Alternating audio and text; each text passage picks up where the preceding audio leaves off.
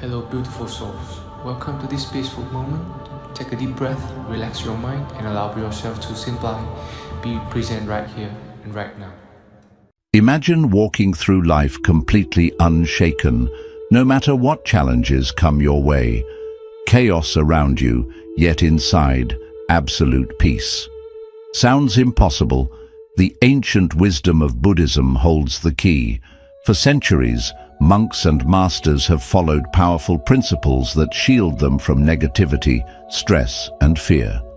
Today, we'll reveal 10 Buddhist principles that will transform the way you react to life. Stay until the end, because the last principle is the most powerful of all. One that can shift your entire perspective on suffering, happiness, and control. Are you ready to unlock a mind that remains unaffected? Let's begin. The root of suffering. Why we react. Picture this. You're stuck in traffic, running late for an important meeting. Your hands grip the wheel, your jaw tightens, and frustration builds inside you. Why? It's just cars on a road, yet it feels like the universe is conspiring against you. This reaction, this tension, is what Buddhism calls dukkha, often translated as suffering. But here's the truth. The suffering isn't in the traffic itself, it's in how your mind responds to it. Buddhism teaches that our suffering doesn't come from external events, but from our attachment to how we think things should be. We expect traffic to move, people to be kind, life to go as planned. And when reality doesn't match our expectations, we resist. That resistance is what creates suffering. A famous Buddhist parable explains this perfectly. Imagine you're shot with an arrow, it hurts. But then, you shoot yourself with a second arrow by getting angry, resentful, or anxious about it. That second arrow is unnecessary suffering. Life will always bring difficulties. The first arrow is unavoidable, but the second arrow, that's a choice. Take a moment to reflect. How many times have you suffered more because of your reaction rather than the event itself? A harsh comment from someone ruins your whole day. A small mistake makes you doubt yourself for weeks. These are second arrows. So, what's the way out? The first step is awareness. When you feel anger, frustration, or sadness arising, don't fight it, observe it. Instead of saying, "Why is this happening to me?" try asking, "What expectation am I clinging to right now?" This small shift in perspective is powerful. It takes you from being a victim of your emotions to being an observer of them. The next time life throws something unexpected at you, pause. Feel the emotion, acknowledge it, but don't let it control you. Because when you stop shooting that second arrow, suffering loses its grip on you.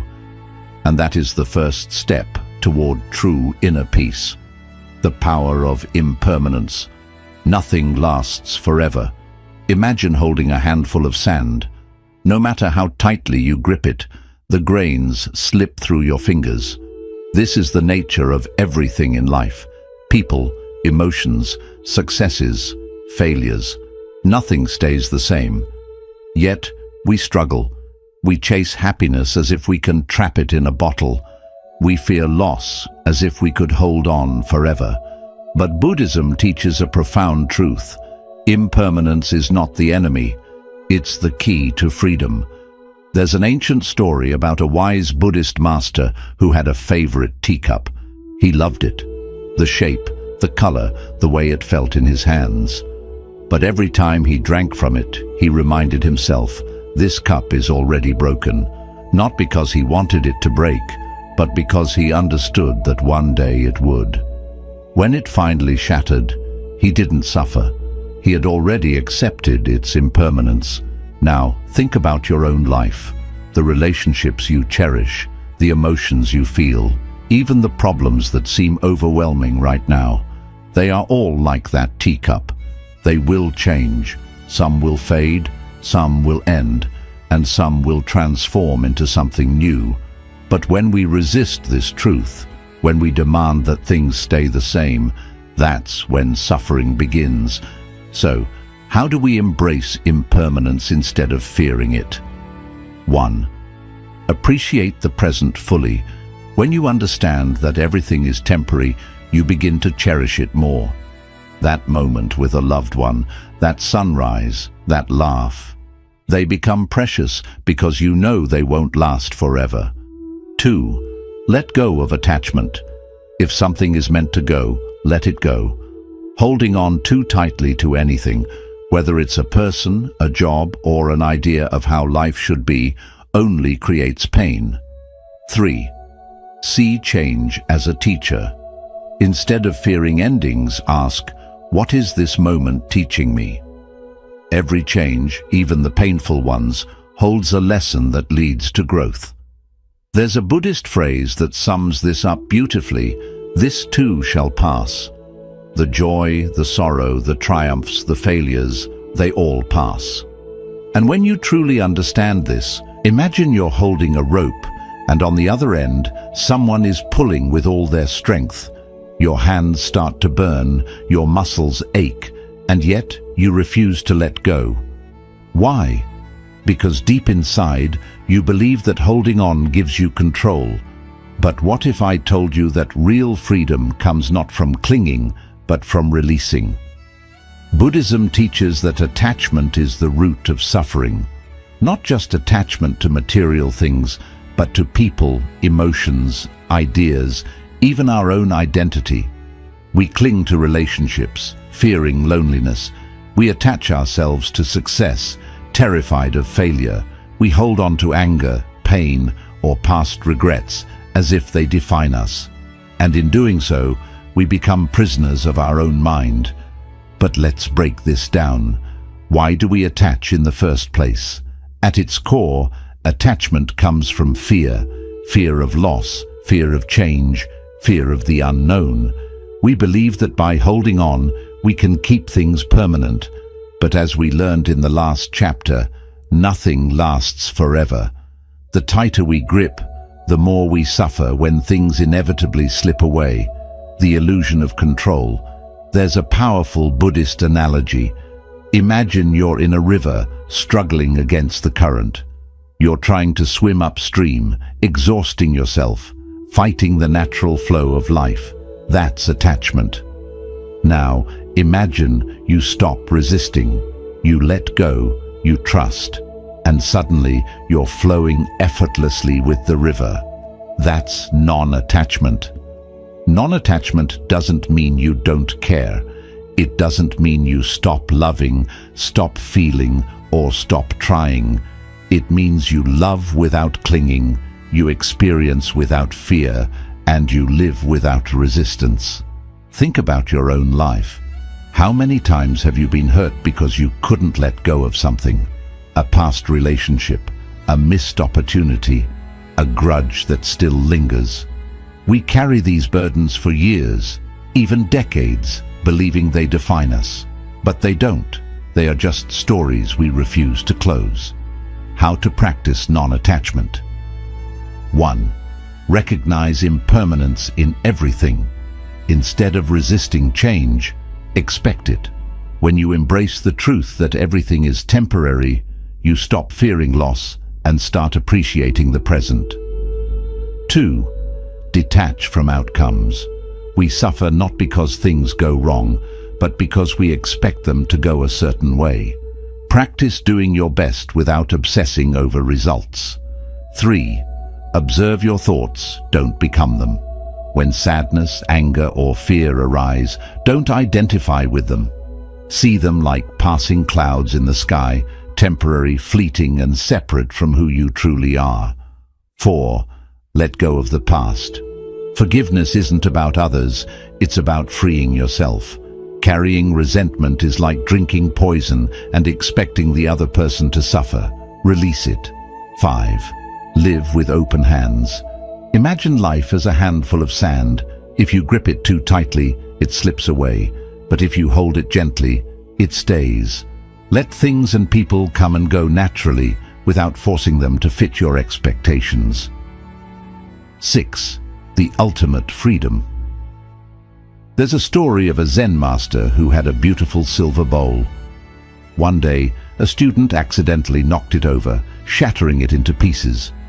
The student was terrified, expecting the master to be furious, but the master simply smiled and said it was already broken. This is the mindset of true non-attachment. Understanding that everything in life, our possessions, our relationships, even our own body, is already broken, already temporary.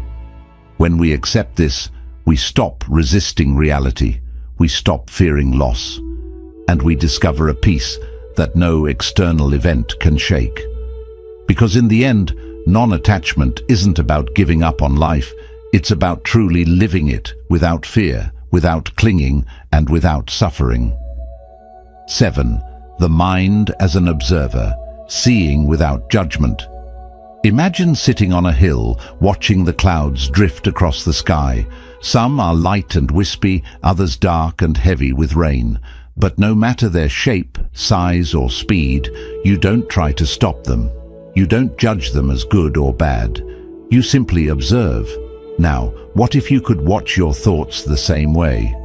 Most of us spend our lives trapped inside our own minds, reacting to every emotion, every thought, every impulse, as if they define us. You feel anger, and suddenly you become angry. You feel anxious, and now anxiety consumes you. But Buddhism teaches something powerful. You are not your thoughts, you are the observer of them. Why do we react? Let's say someone insults you. Instantly your heart races, your face gets hot, and your mind floods with angry thoughts. A feeling is just a feeling. Like clouds in the sky, they come and go. The problem isn't the thoughts themselves, it's that we attach to them, we judge them, and we let them control us. The power of becoming the observer. In Buddhism, this practice is called mindfulness, learning to watch your mind instead of being ruled by it. When you become the observer, emotions lose their grip on you. Instead of drowning in anger, you see it rise and fall like a wave in the ocean. Instead of getting lost in worry, you notice it, acknowledge it, and let it drift away. Here's a simple exercise. First, pause. The next time you feel a strong emotion, anger, fear, sadness, don't react immediately. Just stop. Take a breath. 2. Observe without judgment. Instead of thinking, I am angry, say, I am experiencing anger. Feel the difference. You are not the emotion. You are the one watching it. 3. Let it pass. Just like clouds, every thought and feeling will eventually fade if you don't hold on to it. Trust that it will pass. The mirror and the dust. A Zen monk once asked his master, "How can I find peace?" The master handed him a mirror and said, "Look at this mirror. When it is covered in dust, you cannot see clearly. Your mind is the same way, covered in judgments, opinions, and reactions. Wipe away the dust, and the truth will appear." Most of us live with a dusty mirror, reacting blindly to everything that happens. But when you step back and just observe, you start to see things as they truly are, not through the lens of your fears, your expectations, or your emotions. And here's the secret. When you stop reacting to life, life stops controlling you. You become calm, unshaken, untouchable. You no longer live at the mercy of every passing thought. Instead, you become the master of your own mind. Because in the end, peace isn't about controlling the world. It's about mastering your reaction to it. Inner peace through compassion. Imagine walking down a busy street. You see a man yelling at a cashier, his face red with anger. Your first instinct might be to judge him, what a rude person, or even feel irritated by his behavior. But what if instead you paused and asked, what pain is this person carrying? This shift in perspective is the essence of compassion, a core teaching in Buddhism that holds the power to transform not just how we see others, but how we experience life itself. Why compassion brings inner peace. Most people think of compassion as something we give to others, but in truth, compassion is a gift we give to ourselves. Why? Because when you cultivate compassion, you stop taking things personally. You stop holding on to anger, resentment, and frustration. And when those burdens disappear, what's left? Peace. Think about the last time someone upset you. Maybe a coworker snapped at you, or a stranger was rude. Did you hold on to that anger for hours, days, even longer? Now imagine if, instead of reacting with irritation, you responded with understanding. Maybe they're struggling, maybe they're in pain. Suddenly, their actions lose power over you. You let go. And in letting go, you set yourself free. The secret of Buddhist compassion Buddhism teaches a beautiful practice called metta, or loving kindness meditation. It's a way of training your mind to react with warmth instead of resentment. Here's how it works. 1. Start with yourself. Close your eyes, take a deep breath, and silently repeat, "May I be happy. May I be peaceful. May I be free from suffering." 2. Expand to others. Now think of someone you love and wish the same for them. May they be happy. May they be peaceful. May they be free from suffering. 3. Extend it further. Bring to mind someone neutral, like a stranger, and repeat the process. 4. Finally, send compassion to someone difficult. This is the real test. Picture someone who has hurt or annoyed you, and without forcing it, wish them peace too. At first, this might feel unnatural. Why wish peace to someone who's caused you pain? But here's the truth. Holding on to anger is like drinking poison and expecting the other person to suffer. When you send them compassion, you're not excusing their actions. You're freeing yourself from the emotional weight they have over you. How compassion transforms your life. When you approach life with compassion, something remarkable happens. You become unshaken, the rude stranger, the difficult boss, the unfair situation. They no longer have control over your emotions. You stop taking things personally. Instead of reacting with anger, you start asking, what pain is behind this? And that understanding dissolves He insulted him, mocked him, and tried to provoke a reaction. But Buddha simply smiled and remained calm. Finally, the man demanded, "Why aren't you reacting?" Buddha asked him, "If someone offers you a gift, but you do not accept it, to whom does the gift belong?" The man replied, "To the giver, of course." Buddha nodded. "Then why should I accept your anger? This is the power of compassion. It allows you to see beyond someone's words or actions. It keeps you from absorbing negativity. And most importantly, it brings you unshakable inner peace. Because in the end, compassion isn't about changing others. It's about freeing yourself." Simplicity, the path to true freedom. Imagine waking up one morning to find that everything you own is gone. Your clothes, your phone, your car, vanished. At first, panic sets in, but then something unexpected happens. You feel light, free, unburdened, because for the first time, you realize that your happiness never depended on those things. This is the essence of Buddhist simplicity. In a world that constantly tells us we need more success, more possessions, more status, Buddhism teaches the opposite. True happiness comes from needing less. Why do we chase more? From a young age, we're conditioned to believe that happiness is just one step away. Once I get that promotion, I'll be happy. Once I buy that house, I'll feel secure. Once I achieve X, then I'll finally be at peace.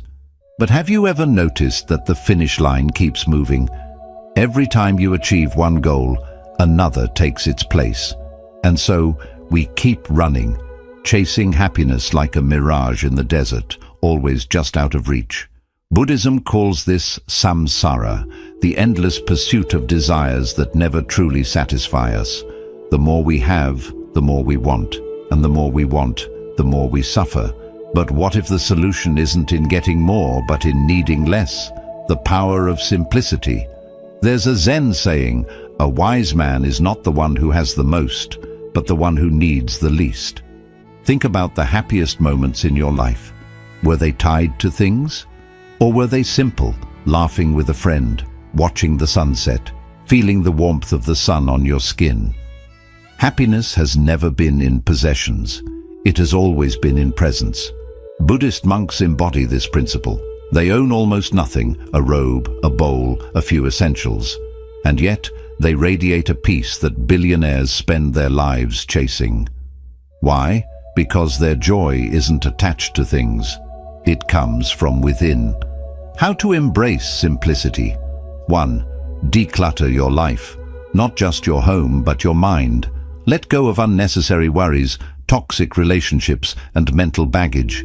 Ask yourself, do I truly need this? 2. Detach from material things. Owning things isn't bad, but being attached to them is. Use them, enjoy them, but don't depend on them for happiness. 3. Live in the present. When you stop obsessing over what's next, you start appreciating what's now. 4th, shift your focus from having to being. Instead of chasing more possessions, chase more experiences, more love, more wisdom. The story of the fisherman and the businessman. A businessman was on vacation when he met a simple fisherman. The fisherman spent his mornings fishing, then relaxed with his family, played music, and watched the sunset. The businessman said, "Why don't you fish more?" The fisherman asked, "Why?" The businessman said, "So you can make more money, buy a bigger boat, expand your business, and retire rich." The fisherman smiled and said, "And what would I do when I retire?" The businessman replied, "Relax, spend time with your family, play music, and watch the sunset." The fisherman laughed, "But I already do that now." This is the illusion we live under. We chase wealth and success, thinking they will bring peace, when peace was available all along, in the simplicity of the present moment, the freedom of needing less. When you simplify your life, something magical happens.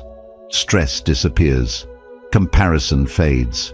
You stop running, stop chasing, stop struggling. And in that stillness, you discover something you were searching for all along, contentment. Because in the end, happiness isn't in having more, it's in being free from the need for more. Accepting change without fear. Imagine standing on the shore, watching the waves roll in. Some are small and gentle, others crash with force. But no matter how big or small, one thing is certain. But reality doesn't work that way.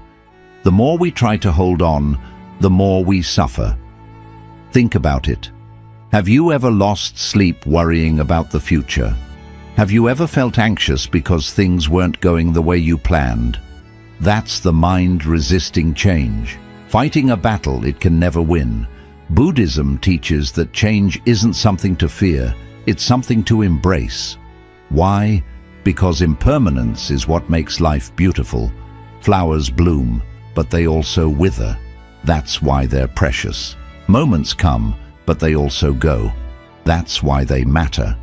People enter our lives and sometimes they leave. That's why we cherish them. If nothing ever changed, there would be no growth, no discovery, no new experiences. Life would be stagnant. But because of change, every moment is a fresh opportunity. How to accept change with peace. 1. See change as a teacher. Instead of resisting, ask, what is this moment teaching me? Even painful changes hold wisdom. 2. Detach from expectations. The more rigid your plans, the harder it is when life shifts. Stay flexible and you'll never break. 3. Trust the flow of life. Just like waves in the ocean, some changes are small ripples, others are storms, but no storm lasts forever. 4. Live in the present. The past is gone, the future is uncertain. The only place where life truly happens is now. The parable of the farmer. A farmer's horse ran away. His neighbor said, "Such bad luck." The farmer simply replied, "Maybe, The next day, the horse returned with 3 wild horses. The neighbor said, "What good luck?" The farmer replied, "Maybe." Later, the farmer's son tried to ride one of the wild horses and broke his leg. The neighbor said, "That's terrible luck." Again, the farmer said, "Maybe." Days later, soldiers came to recruit young men for war. Because the son had a broken leg, he was spared. The neighbor exclaimed, "What great luck!" And once again, the farmer said, "Maybe." This is the wisdom of non-resistance. The farmer understood that change itself isn't good or bad, it just is. It's our judgments that create suffering, the freedom of letting go. Imagine if, instead of fearing change, you welcomed it. Imagine if you trusted that whatever happens, good or bad, is part of your journey. Suddenly, life stops being a fight. You move with the flow, not against it. And in that flow, you find something rare and powerful, peace in the midst of uncertainty. Because in the end, change isn't the enemy. Resistance is. Let go, trust, and watch how life unfolds in ways you never imagined. Silence and stillness. The power of doing nothing. Imagine sitting by a calm lake at sunrise. The water is so still that it reflects the sky perfectly, like a mirror. Now imagine throwing a rock into the lake. The water ripples, distorting the reflection. This is exactly what happens to your mind in daily life. Every notification, every worry, every thought is like a rock disturbing the stillness of your inner world. We are constantly moving, constantly consuming information, constantly reacting. But what if the key to true clarity, true peace and true strength wasn't in doing more, but in doing nothing? Buddhism teaches that stillness is not emptiness, it is power. In silence, the mind settles. In stillness, we see reality clearly. And when we stop chasing, stop striving, stop forcing, we discover something rare in this world, inner peace that no external event can shake. Why are we afraid of stillness? Most people fill their lives with noise, TV, social media, endless tasks, not because they enjoy it, but because they fear what happens in silence. In stillness, we are forced to face ourselves. Our thoughts, our emotions, our fears, they all rise to the surface. And that can be uncomfortable. But here's the truth. Avoiding yourself is what creates suffering. Facing yourself is what sets you free. The power of doing nothing. There's a Zen story about a monk who asked his master, "What is the secret to enlightenment?" The master simply replied, "Sit down and be quiet." At first, this seems too simple, but think about it. When was the last time you just sat in silence, with no distractions, no goals, no need to be productive? In modern life, we have lost this ability, and yet the greatest wisdom, the deepest insights, and the most profound peace come when the mind is still. How to cultivate stillness? 1. Practice mindful pauses. Before reacting to anything, an email, a stressful moment, an argument, pause, breathe. Let the emotion settle before responding. 2. Spend time in silence daily. Just 5 minutes of sitting quietly, doing nothing, can shift your entire mental state. Observe your thoughts without getting attached to them. 3. Let go of the need to fill space. Not every moment needs to be productive. Some of the most valuable moments are the ones where you simply exist. 4. Listen more, talk less. In conversation, instead of planning what to say next, truly listen. You'll be surprised at what you learn. The story of the overflowing cup. A scholar once visited a Zen master to learn about wisdom. As the master poured tea, he kept pouring even after the cup was full. The tea spilled over, but the master continued. The scholar said, "Stop, the cup is full." The master smiled and said, "Your mind is like this cup, so full of thoughts, opinions, and distractions that nothing new can enter. Empty your cup, and you will find wisdom." This is the power of stillness. When you stop filling your mind with noise, you make space for true clarity, true understanding, and true peace. Stillness is the ultimate strength. Imagine a tree standing in the heart of a storm. If it resists the wind, it will snap. But if it stays rooted in stillness, it endures. Life will bring its storms. People will challenge you. Obstacles will arise. But if your mind remains calm, steady, and untouched, nothing can shake your peace. In the end, the strongest person isn't the one who reacts the quickest, but the one who can sit in stillness and remain unmoved, finding true strength in detachment. Now picture yourself gripping a rope that's burning your hands. It hurts, yet you refuse to let go. You think holding on keeps you safe, even though it's what's causing your pain.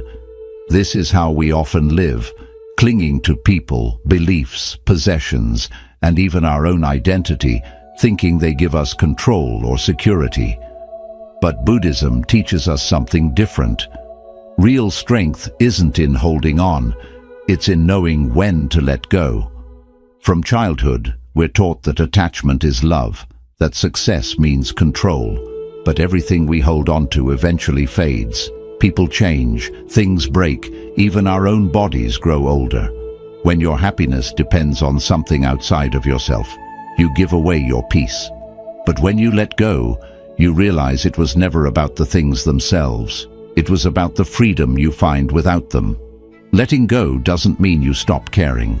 It means you love without attachment, experience without fear, and live without clinging to outcomes. Like a bird resting on a branch, it enjoys the perch, but its strength isn't in the wood beneath it, it's in its wings. If the branch breaks, it simply flies away. There's a story of two monks who carried a woman across a river. One released the moment she reached the other side, while the other carried the memory for hours. We do the same. We hold on to old pain, old stories, and past attachments long after their time has passed. But peace arrives the moment we set them down, because true strength isn't in gripping tighter, it's realizing you don't need to hold on at all. The ultimate principle. Embrace the present moment. Close your eyes for a second, take a deep breath, and feel it as it moves in and out of your body. That's it. That's life, happening right now. Not in yesterday, not in tomorrow, only now. Buddhism teaches that the present moment is all we truly have. The past is a memory, the future is just a thought. But this moment, this breath, is real. And when you learn to fully live here, everything shifts. You stop chasing, stop regretting, stop worrying. And in that stillness, you discover peace. The ultimate principle is simple. Be here now, because this moment is enough, and so are you. If this message spoke to you, don't leave without subscribing to the channel. You'll find more teachings here to help you live with peace and clarity. And now, I'd love to hear from you. Which of these principles spoke to you the most? How will you apply them in your life? Let's keep growing together. Leave your comment below. See you in the next video.